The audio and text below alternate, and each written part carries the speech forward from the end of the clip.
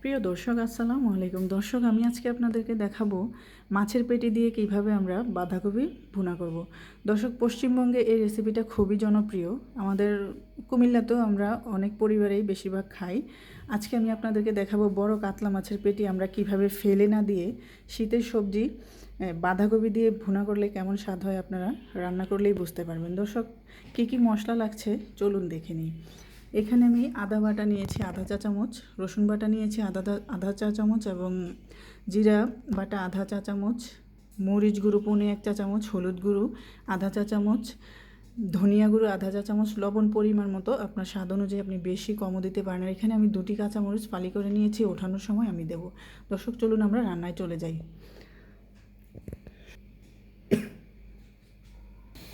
দর্শক, আমি এখানে মাঝারি আকারের পেঁয়াজ আগে থেকেই ভাজা করে নিয়েছি যাতে আমার সময় কম লাগে। এখন আমি বাটা মশলাগুলো এই 1.5 মিনিটের মতো একটু ভেজে নেব। দর্শক, বাটা মশলাগুলো আমি একটু ভেজে নিয়েছি, ফ্লেভারটা যেন ভালো হয়। এখন আমি একটু পানি দিয়ে এখন আমি অন্য গুঁড়ো মশলাগুলোও দিয়ে দেব।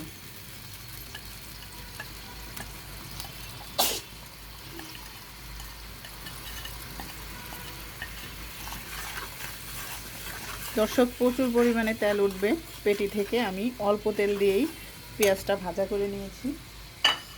এখন আমরা এই পেটিগুলো দিয়ে ভালোভাবে কষাবো 10 মিনিটের মতো। দর্শক, ফিরে আসবো 10 মিনিট পরে। দর্শক, দেখতেই পাচ্ছেন মাছের তেলগুলো একদম মিশে গেছে। এখন আমি বাঁধাকপিটা দিয়ে দেব, দিয়ে নেড়ে চেড়ে আবার 5 মিনিটের মতো ভাজবো। একটু পরপর নাড়া দিতে হবে।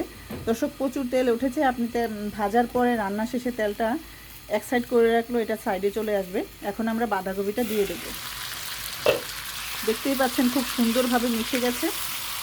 খুব টেস্টি একটা রান্না, আপনি না খেলে বুঝতে পারবেন না।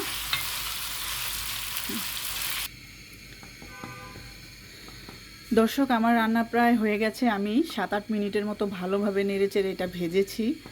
যেহেতু আমার বাঁধাকপিটা সেদ্ধ করা ছিল তাই তাড়াতাড়ি হয়ে গেছে, পানিও ওঠেনি।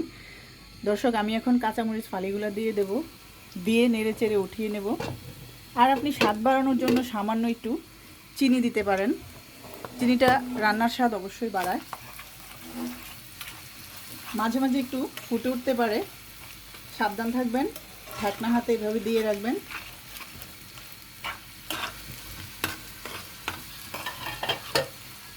দর্শক, আমি সামান্য একটু চিনি দিয়ে দেব, সামান্য 1 চিমটি। কেউ বুঝতেই পারবে না আপনি চিনি দিয়েছেন, কিন্তু স্বাদটা অবশ্যই বাড়বে। রান্না শেষেই বুঝতে পারবেন। দর্শক, আমরা এখন পরিবেশনে চলে যাব।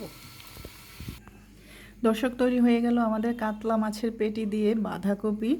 অবশ্যই শীতের শুরুতে টেস্ট করতে পারেন, খুবই মজাদার। আর আপনারা যদি এই তেলটা যে উঠে আসে সেই তেলটা একটু কড়াইটা একটু এইভাবে রাখলেই দেখবেন যে সব তেল নিচে চলে আসছে। গরম ভাত অথবা রুটি, পরোটা সব কিছুর সাথেই খুবই টেস্টি। মাছের পেটি ফেলে না দিয়ে অবশ্যই এভাবে ভুনা করবেন। খুবই মজাদার একটি রেসিপি। ধন্যবাদ দর্শক।